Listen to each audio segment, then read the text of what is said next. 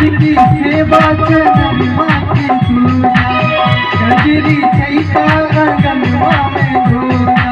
अब हमने जाना फगुआ सीमा भी अब हमने जाना फगुआ सीमा भी होते हैं कितने त्योहार भौजी होते हैं कितने त्योहार भौजी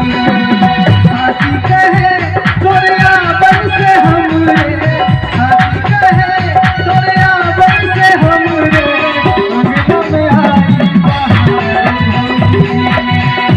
अंगना में आई बहार भौजी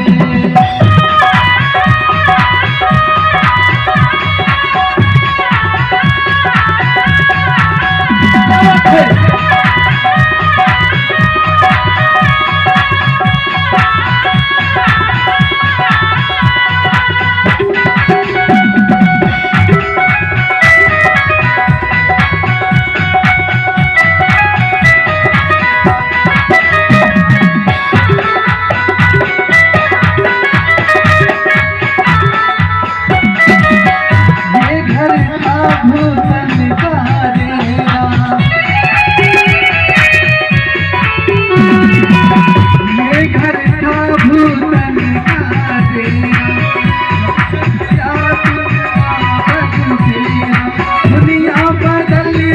संभल गई दुनिया बदल गई हालत संभल गई